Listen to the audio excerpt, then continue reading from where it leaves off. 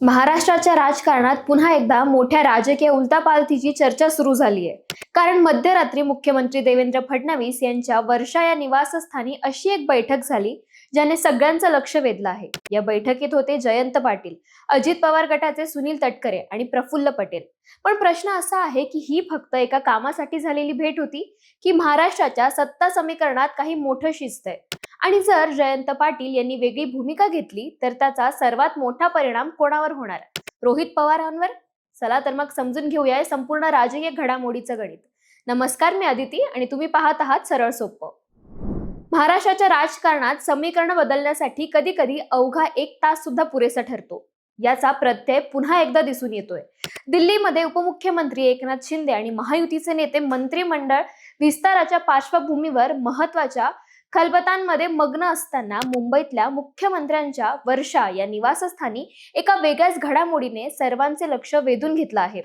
मुख्यमंत्री देवेंद्र फडणवीस यांच्या उपस्थितीत नुकत्याच मध्यरात्री पार पडलेल्या एका बैठकीमुळे राजकीय विश्लेषकांचे तर्कवितर्क कमालीचे रंगले आहेत. राष्ट्रवादी काँग्रेस पार्टी शरद पवार गटाचे प्रदेशाध्यक्ष जयंत पाटील, अजित पवार गटाचे खासदार सुनील तटकरे आणि प्रफुल्ल पटेल हे तिन्ही नेते जवळपास 1.25 तास या बैठकीत एकत्र होते. या घटनेने सामान्य जनता आणि कार्यकर्त्यांच्या मनात प्रश्न उपस्थित होणे स्वाभाविकच आहे की ही भेट केवळ मतदारसंघातील स्थानिक नगरपालिकेच्या कामापुरती मर्यादित होती की राज्याच्या आगामी सत्ता समीकरणांवर याचा थेट परिणाम होणार आहे. अमोल मिटकरी यांच्यासारख्या नेत्यांनी याला परिवर्तनाची नांदी म्हटले असले तरी सुद्धा यामागचे नेमके वास्तव काय हे समजून घेणं रंजक ठरणार आहे. आता जरा या बैठकीची अंतर्गत गणिते आपण समजून घेऊयात. राजकीय कॉरिडॉरमध्ये काही दिवसांपासून भाजपचे राष्ट्रीय नेते विनोद तावडे आणि जयंत पाटील यांच्यात पंचतारकांकित हॉटेलमध्ये झालेल्या गुप्त बैठकीचे दाखले दिले जात आहेत. त्यातच कालच्या या नव्या भेटीमुळे शरद पवार गटातील काही आमदार आणि खासदार एनडीए युतीमध्ये सामील होण्यास अनुकूल असल्याच्या दाव्यांना बळ मिळत आहे. जयंत पाटील यांनी स्वतः स्पष्टीकरण देताना म्हटलंय की ईश्वरपूर नगरपालिकेच्या नगराध्यक्षांच्या अपात्रतेच्या विषयावर ते मुख्यमंत्री देवेंद्र फडणवीस यांना भेटायला गेले होते आणि तिथे सुनील तटकरे व प्रफुल्ल पटेल उपस्थित असल्याची त्यांना पूर्वकल्पना नव्हती. परंतु राजकीय विश्लेषकांच्या मते अशा मोठ्या नेत्यांची एकत्र उपस्थिती निव्वळ योगायोग मांडणे घाईचे ठरेल.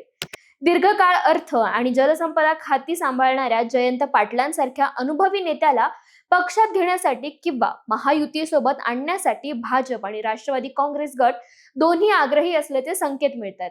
पण जर हा गट खरोखरच सत्तेच्या दिशेने झुकला तर सुप्रिया सुळे, शरद पवार आणि विशेषतः आमदार रोहित पवार यांची पुढील वाटचाल कशी असेल याकडे सर्वांचेच डोळे लागले आहेत. या संपूर्ण प्रकरणात कर्जत जामखेडचे आमदार रोहित पवार यांची भूमिका अतिशय वेगळी आणि आव्हानात्मक ठरताना दिसतीये. राजकीय वर्तुळातून मिळणाऱ्या माहितीनुसार जरी वरिष्ठ नेत्यांनी वेगळा मार्ग निवडला तरी रोहित पवार महायुती किंवा एनडीए सोबत जाण्यास पूर्णपणे नकार देत आहेत. ते विरोधकात राहूनच आपला लढा सुरू ठेवतील आणि प्रसंगी काँग्रेस पक्षाचा हात धरून पुढे जातील असे संकेत त्यांच्या निकटवर्तीयांकडून मिळतात. या परिस्थितीकडे एका मानवी दृष्टिकोनातून पाहणे गरजेचे आहे. रोहित पवार यांनी कर्जत जामखेडच्या MIDCच्या मंजुरीसाठी आणि स्थानिक तरुणांच्या रोजगारासाठी सातत्याने प्रयत्न केले आहेत. मात्र महायुती सरकारने त्यांचे राजकीय प्रतिस्पर्धी आणि भाजपचे ज्येष्ठ नेते राम शिंदे यांना थेट विधान परिषदेचे सभापतीपद देऊन रोहित पवारांची कोंडी करण्याची रणनीती आखल्याचे दिसून येत आहे. एकीकडे मतदारसंघ टिकवण्याचे आव्हान तर दुसरीकडेच पक्षांतर्गत ज्येष्ठ नेत्यांच्या बदलत्या भूमिका आणि अशा कात्रीत सापडणारे हे तरुण नेतृत्व. त्यातच पक्षाच्या काही अंतर्गत शिबिरांमध्ये त्यांची अनुपस्थिती आणि जयंत पाटलांशी असणाऱ्या मतभेदांच्या वृत्तांमुळे त्यांच्या समोरील राजकीय चक्रव्यूह अधिकच गुंतागुंतीचा झालेला देखील दिसून येतोय. या घडामोडींवरून सामान्य जनतेमध्ये प्रामुख्याने 2 वैचारिक प्रवाह दिसून येतात. पहिला म्हणजे व्यावहारिक दृष्टिकोन. सत्तेशिवाय मतदारसंघाचा विकास निधी मिळवणे आणि कार्यकर्त्यांचे जाळे सांभाळणे अशक्य असते असे मानणारा हा एक मोठा गट आहे आणि काही लोकांकडून जयंत पाटलांच्या भूमिकेकडे याच व्यावहारिक गरजेतून पाहिले जात आहे. दुसरा, तत्वांचा दृष्टिकोन. सत्तेसाठी वारंवार भूमिका बदलणाऱ्यांच्या गर्दीत विरोधात बसून संघर्ष करण्याची भाषा करणे हे कौतुकास्पद मानले जाते. रोहित पवारांच्या भूमिकेला मतदार या न्यायाने देखील पाहत आहेत. पण या संपूर्ण खेळामध्ये सामान्य मतदार स्वतःला काहीसा हतबल अनुभवत आहे.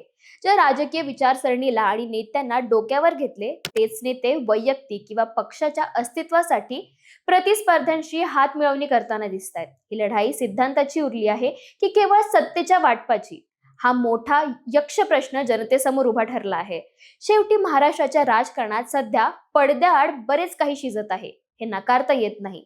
जयंत पाटलांची ती मध्यरात्रीची भेट, विनोद तावडेंसोबत झालेले संवाद, उपमुख्यमंत्री एकनाथ शिंदे यांची दिल्लीवारी आणि रोहित पवारांचा हा एकाकी संघर्ष, हे सर्व दुवे आगामी काळात राज्याला एका नव्या राजकीय वळणावर घेऊन जाणार आहेत, हे मात्र नक्की आहे. अर्थात जोपर्यंत अधिकृत घोषणा होत नाही तोपर्यंत या केवळ शक्यता आणि अंदाज आहेत. परंतु एक गोष्ट निश्चित आहे की महाराष्ट्रातील जनता आता प्रत्येक नेत्याच्या भूमिकेचे अतिशय सूक्ष्मपणे मूल्यमापन करत आहे. तुम्हाला याबद्दल काय वाटतं? जयंत पाटील आणि शरद पवार गटाने महायुतीसोबत जाणे योग्य ठरेल का? आणि रोहित पवारांचा हा संघर्ष त्यांना भविष्यात एक स्वाभिमानी नेता म्हणून प्रस्थापित करेल का? तुमच्या प्रतिक्रिया मला कमेंट्समध्ये नक्की कळवा. आणि अशाच माहितीपूर्ण व्हिडिओसाठी सरळ सोप्पाला फॉलो आणि सबस्क्राईब करायला विसरू नका.